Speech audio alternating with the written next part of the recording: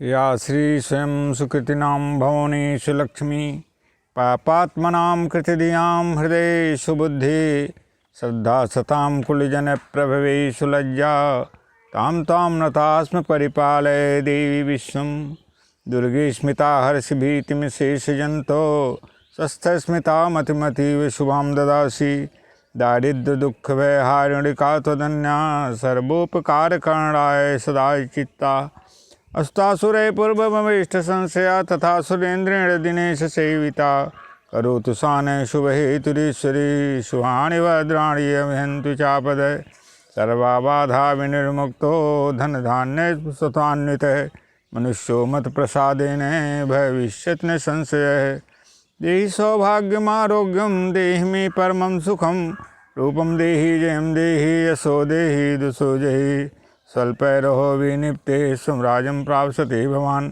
सर्वण्डिपुण्यस्खलितं तव तत्र भविष्यति सर्वस्वरूपे सर्वेशे सर्वशक्तिसमन्विते भवभीस्त्राहिनो देवी दुर्गे देवी नमस्तुते सर्वतोभावेन शरणागतोऽस्मि जन्मे माता शरणं वर्णं शरणं वर्णं शरणं वर्णम् अम्बे माता उद्भवस्थितिसंहारकारणीं क्लेशहारिणीं सर्वश्रेयस्करीं सीतां नतोऽहं रामवल्लभाम् आपदामपहर्तारं दातारं सर्वसम्पदां लोकाभिरामं श्रीरामं भूयो भूयो नमाम्यहम् वन्दे गोविन्ददेवस्य नाम नारायणो हरि अबुद्ध्यापि यदुच्चार्य मुक्ते पापो भजामिलः हरिर्हरित पापानि दुष्टचित्ते रमिस्मृते अनिच्छयापसंस्पृष्टो दहत्ते वै पावकः जगदुच्यतेजेन हरिरत्यक्षरद्वयं बद्धे परिकरस्तेन मोक्षाय गमनं पति विनिश्चितं वदामिति न अन्यथा वचांसि मे हरिं नरा भजन्ति येति दोस्तरं त्वरन्ति ते सर्वाबाधा विनिर्मुक्तो धनधान्य सुतान्विते मनुष्यो मत प्रसादेन भविष्यति न संशयः।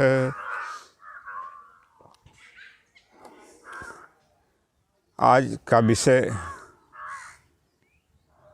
आयुर्वेद शास्त्र की महत्ता और आयुर्वेद शास्त्र के द्वारा पूरी सृष्टि को रोगमय बनाने की जो क्षमता भगवान विष्णु की कृपा प्रसाद से जो आयुर्वेद शास्त्र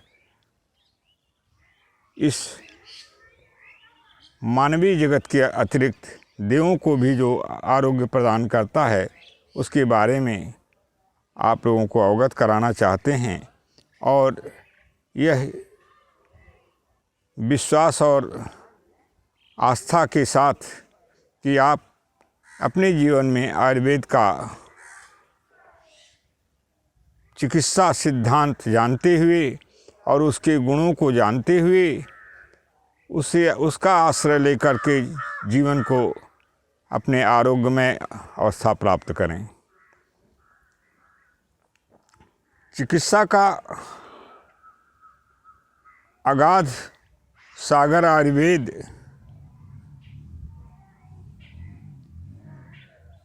देव एवं मानव की संपूर्ण चिकित्सा इसके द्वारा संपन्न होती है।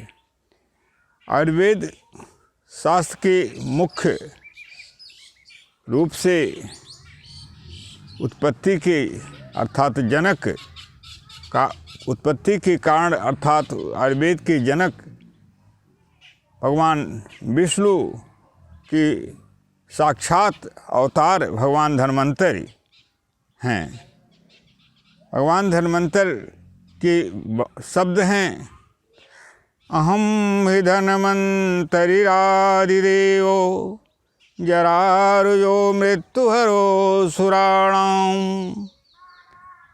भगवान धन्वंतरि कहते हैं अहम ही धन्वंतरि आदिदेवो कि मैं धन्वंतरि आदिदेव हूँ, जनक हूँ चिकित्सा जगत का। जरा रुजो बुढ़ापा और रोग दोनों को मैं देवताओं के बुढ़ापा और रोग को विनष्ट करता हूँ। ये भगवान धन्वंतरि के शब्द हैं। वही भगवान धन्वंतरि चिकित्सा में आयुर्वेद के जनक हैं। आयुर्वेद की उत्पत्ति कैसे हुई, इसकी उत्पत्ति भगवान धन्वंतर की कृपा प्रसाद से हुई। और आयुर्वेद सम्यक आयुर्वेद अथर्व वेद का उपांग है, जिसकी संरचना महर्षि वेदव्यास जी ने की है। इस आयुर्वेद के द्वारा मानव ही नहीं अपितु देवगणों की चिकित्सा हुई है और होती रहेगी, और सारे लोग हमेशा हमेशा के लिए रोग मुक्ति प्राप्त करते रहे हैं और प्राप्त करते रहेंगे। यह चिकित्सा चूँकि वेद प्रणीत है और वेद भगवान के श्री हरि के साक्षात स्वरूप हैं, इसलिए इसमें किसी भी प्रकार की दोषोत्पत्ति नहीं है और ये निरापद चिकित्सा है। किसी भी प्रकार के इसके चिकित्सा में दोषोत्पत्ति होने की कोई भी व्यवस्था इसमें नहीं है, अर्थात यह साइड इफ़ेक्ट से परे है। यह पूर्ण रूप से दोष मुक्त चिकित्सा है, निरापद चिकित्सा है। और इस चिकित्सा के द्वारा जो भी लोग चिकित्सा प्राप्त करते हैं वे हमेशा हमेशा के लिए रोग मुक्ति प्राप्त करते हैं। क्षणिक रोग मुक्ति उन्हें नहीं मिलती है, अपितु उस रोग से हमेशा हमेशा के लिए छुटकारा प्राप्त कर लेते हैं। इसलिए आयुर्वेद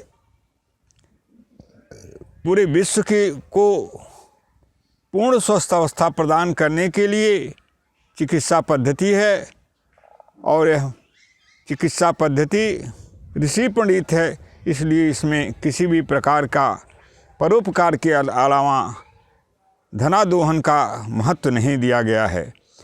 जीवन को सुखमय बनाने के लिए, जीवन को निरामय बनाने के लिए, रोग रहित बनाने के लिए आयुर्वेद चिकित्सा ही सबसे बड़ी चिकित्सा पद्धति है। इसीलिए इसे चिकित्सा की जगत की जननी भी कहा गया है।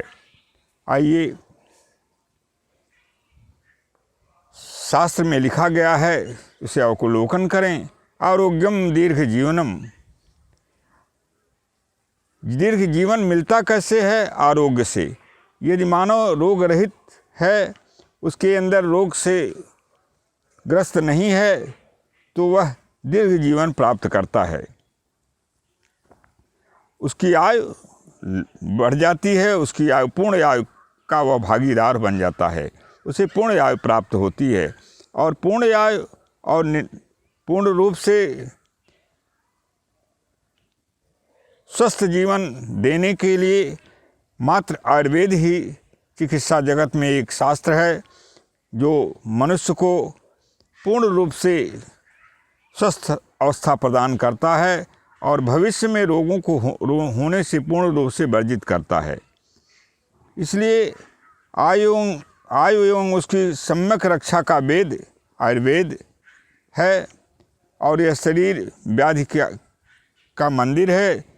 लिखा गया है शरीरम व्याधि मंदिरम।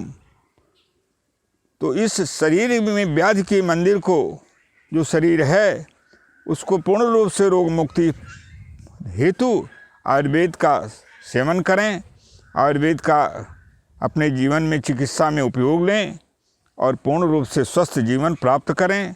और इस शरीरम व्याधि मंदिरम, जो शरीर व्याधि का मंदिर है, उसको स्वस्थ अवस्था प्राप्त करने के साथ शरीरम इस मंदिरम बनाने का काम करें। यदि आप स्वस्थ नहीं हैं तो आपकी सारी संपदा और सारी स्थितियां आपके लिए बेकार हैं।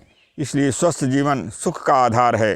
स्वस्थ जीवन से ही हम अपेक्षित परिणाम अपने जीवन में अपने कर्मों का प्राप्त कर सकते हैं। ईश्वर सर्वभूतानां हृदय से तिष्ठति भ्राम्यन् सर्वभूतानि अंतरूणानि माया। भगवान सभी जीवों के हृदय में वास करते हैं और सारे जीवों को उनके कर्माधीन इस तरह से भ्रमण कराते हैं जिससे से कठपुतली को नचाने वाला नर्तक कठपुतली को नचाता है। इस तरह से भगवान की कृपा प्रसाद और आध्यात्मिक और भौतिक दोनों तरह से समृद्धि प्राप्ति हेतु आयुर्वेद शास्त्र का जीवन में परम आवश्यकता के रूप में महत्व है। आइए, आयुर्वेद का क्या प्रयोजन है? स्वस्थस्य स्वास्थ्य रक्षणम विकारे प्रशमनम च, स्वस्थ व्यक्ति की स्वास्थ्य की रक्षा और जो दोष रोगोत्पत्ति है हो गई है किसी भी दोषापदोष के माध्यम से, उनका पूर्ण रूप से शमन करना, उनको दूर करना, ये आयुर्वेद का लक्ष्य है। स्वस्थ व्यक्ति के ही इस संसार में आत्म कल्याण कर सकता है और दूसरों का भी कल्याण कर सकता है। अस्वस्थ व्यक्ति न तो अपना कल्याण कर सकता है न दूसरे का कल्याण कर सकता है। इसलिए आयुर्वेद की महत्ता परम रूप से है, क्योंकि आयुर्वेद स्वस्थ जीवन देता है, रोग मुक्त जीवन देता है। इस प्रयोजन के सिद्ध के लिए हमारे आचार्यों ने, जिसमें भगवान धन्वंतरि प्रमुख हैं, जो साक्षात भगवान विष्णु के अवतार हैं, इसके अतिरिक्त आचार्य चरक, सुश्रुत, बागभट्ट, महर्षि कश्यप, सारंगधर आदि प्रभृति आचार्यों ने आयुर्वेद को 7 भागों में विभक्त करके समस्त मानव जाति को चिकित्सा शास्त्र के असीमित ज्ञान के द्वारा मानव ही नहीं अपितु देवताओं को भी रोग मुक्ति प्रदान करने का कार्य किया है। इस संदर्भ में आचार्य सुश्रुत का लेख सुश्रुत संहिता में अवलोकन करें। शरीर के 8 चिकित्सा में जगत को आयुर्वेद को चिकित्सा के रूप में प्रयुक्त हो हेतु आचार्य सुश्रुत ने 8 भागों में इसको विभक्त करके चिकित्सा में प्रयुक्त किया। आचार्य सुश्रुत के द्वारा लेख काय बालग्रहोर्धांग शल्यद्रष्टा जरावृषान् एतावयष्टावयंगानि चिकित्साजेषु संसिता। काय बालग्रहोर्धांग शल्यद्रष्टा जरावृषान् एतावयष्टावयंगानि चिकित्साजेषु संसिता। आयुर्वेद चिकित्सा जगत की जननी है। इसका प्रमाण ग्रहजनित रोगों की चिकित्सा अन्य किसी चिकित्सा पद्धति में नहीं है, किंतु यह आयुर्वेद में है। इसे आज के जीवन में कतिपय लोगों द्वारा अंधविश्वास की संज्ञा दी जाती है, किंतु यह पूर्ण रूप से सिद्ध चिकित्सा व्यवस्था के अंतर्गत चिकित्सा के एक अंग के रूप में आज भी यथार्थ रूप में प्रतिष्ठित है। जिसका प्रमाण यह है कि आज अनेकों जांच पद्धतियों के आविष्कार के बाद जब कभी जांच असफल होते हैं और रोग का निदान सही नहीं हो पाता है, तो उसका क्या कारण माना जाए? यह या तो चिकित्सा शोध में कमी या अपूर्ण ज्ञान की ही श्रेणी में रखा जा सकता है।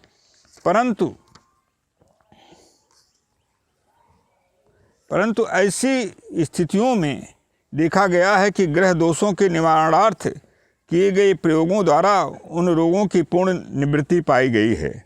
इससे सिद्ध है कि अन्यान्य चिकित्सा पद्धतियां अपूर्ण हैं और आयुर्वेद पूर्ण चिकित्सा पद्धति है। इसीलिए इसे चिकित्सा की जननी भी कहा गया है।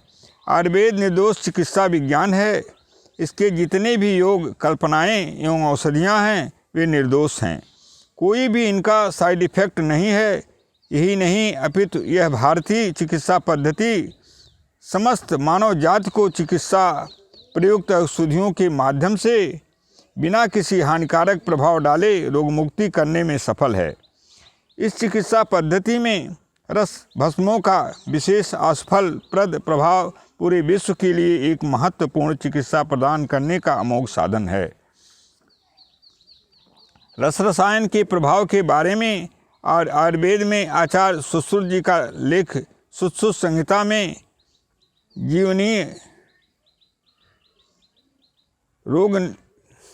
जीवनदायिनी रोग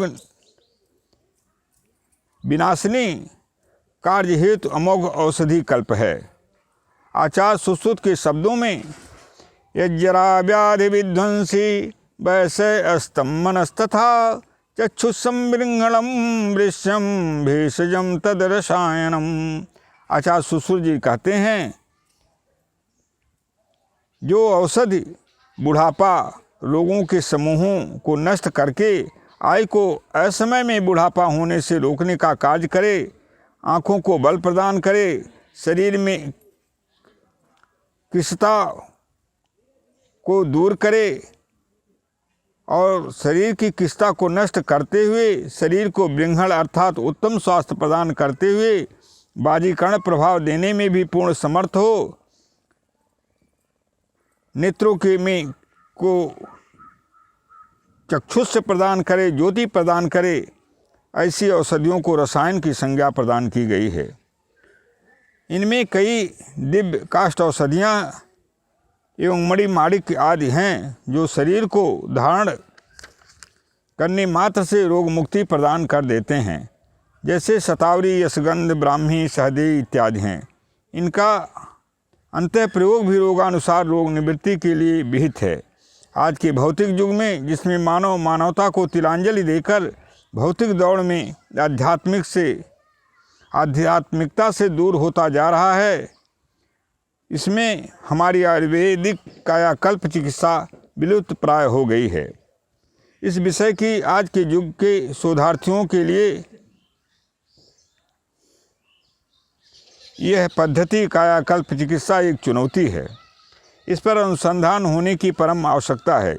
इस चिकित्सा में योग चिकित्सा मुख्य रूप से आधारशिला है, इसलिए लिखा गया योगः कर्मसु कौशलम, अर्थात कर्मों के सफलता हेतु योग का आश्रय लिया जाए। इसका वर्णन महर्षि पतंजलि योग सूत्र, महर्षि वशिष्ठ योग सूत्र आदि में मिलता है। महर्षि पतंजलि ने अपने योग शास्त्र में योग के 8 अंगों का निरूपण करते हुए लिखा है, यम, नियम, आसन, प्राणायाम, प्रत्याहार, धारणा, ध्यान, समाधि, ये योग के 8 अंग हैं। इसमें इन 8 को यदि जीवन में स्थान दिया जाए तो मानव रोगग्रस्त होने से तो बचेगा ही, इसके अतिरिक्त वह एक स्वस्थ आदर्श मानव के रूप में इस सृष्टि में प्रतिष्ठित होगा। इसका जीवन में बहुत ही महत्वपूर्ण स्थान है और उस मानव का जीवन अनुकरणीय होगा और वह मानव जगत के लिए एक प्रेरणा स्रोत बनेगा। स्वस्थ जीवन, सुखी जीवन के सूत्र को मूर्त रूप प्रदान करने हेतु आयुर्वेद के चिकित्सा के साथ ही उसी पद्धति के अंग अष्टांग योग का भी अवलंबन परम आवश्यक है। आज हमारा समाज पाश्चात्य जगत की पाशविक जीवन पद्धति का अनुकरण करते हुए हमारी आर्ष जीवन पद्धति से अलग जीवन जीने के कारण आचार भ्रष्ट होता जा रहा है और उसे अनेकों कल्पनातीत बीमारियों का शिकार होना पड़ रहा है और वह रोगाक्रांत होता चला जा रहा है। उदाहरण के रूप में कोविड-19 ही विश्व के लिए एवं चिकित्सा जगत के लिए चुनौती बनी हुई है। अथक प्रयास के बाद टीके के निर्माण तक विश्व के वैज्ञानिक पहुंच पाए हैं, जिसका प्रभाव इम्यूनिटी प्रदान करने तक ही सीमित है। कोई भी प्रामाणिक रोग निवारणार्थ औषधि आज तक नहीं बन पाई। प्रकृति के खजाने में अनेकों ऐसी महामारियों का कोष है जो मानव समाज को कभी भी महाविनाश की ओर मोड़ सकता है। इससे बचने हेतु ईश्वरोपासना, प्रकृति के साथ स्वच्छता प्रदान करते हुए तादात्म्य स्थापित करना, प्रकृति का अंधदोहन पर प्रतिबंध एवं सात्विक जीवन जीने की शुरुआत, पापाचरण से निवृत्ति एवं आत्मसंयम की इस प्रकार के विध्वंसक रोग समूहों से बचने हेतु उपाय ही वास्तविक चिकित्सा है। आयुर्वेद में जनोपध्वंस के बारे में लिखा गया है कि जब पाप अधिक बढ़ जाता है तो उस पाप प्रभाव के कारण पांच तत्व क्षिति जल पावक गगन समीर ये दूषित होते हैं। इनको प्रदूषित करने में पाप बुद्धि के कारण मनुष्य की बुद्धि भ्रष्ट हो जाने के कारण वह इन्हें प्रदूषित करता है और जो मानव एवं सभी प्राणियों की सच्ची मित्र हितैषी प्रकृति माँ है को प्रदूषित करता है। ऐसी स्थिति में भयानक जनोपध्वंसक बीमारियों का जन्म हो जाता है जिसके द्वारा महाविनाश होता है। क्योंकि लिखा गया है यत पिंडे तत् ब्रह्मांडे, जो 24 तत्व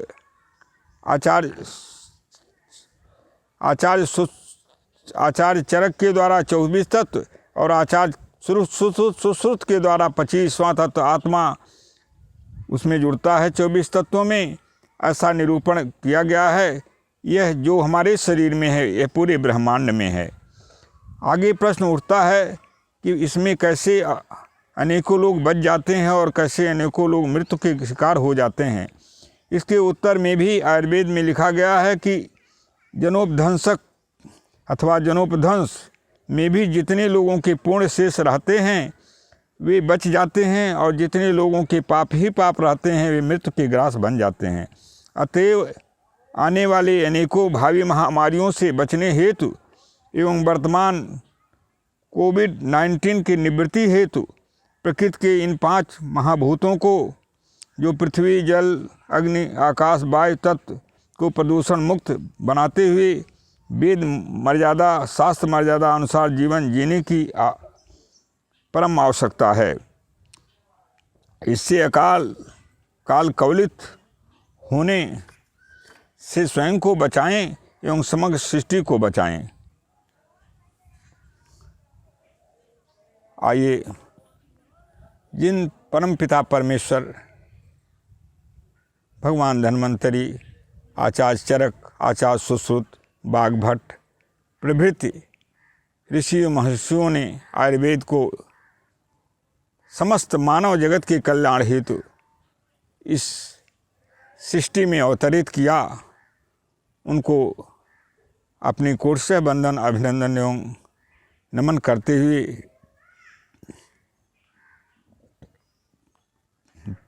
कुछ समय प्रकृति पुरुष की भगवान श्री राम, माँ सीता, माँ राधे, भगवान कृष्ण की वंदना करते हुए अपनी वाणी को विराम देना चाहेंगे।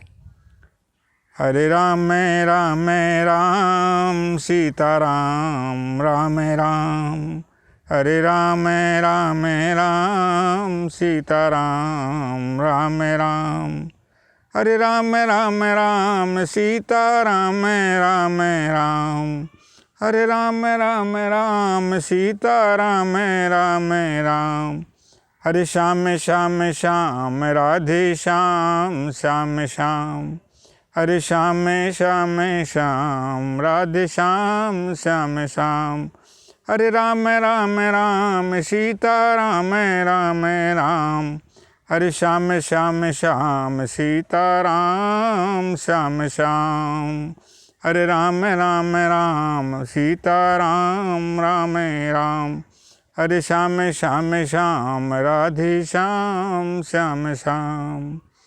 सर्वे भवन्तु सुखिनः, सर्वे सन्तु निरामयाः, सर्वे भद्राणि पश्यन्तु मा कश्चित् दुःखभाग् भवेत्। ओम पूर्णमदः पूर्णमिदं पूर्णात् पूर्णमुदच्यते पूर्णस्य पूर्णमादाय पूर्णमेवावशिष्यते। ओम शांति शांति शांति।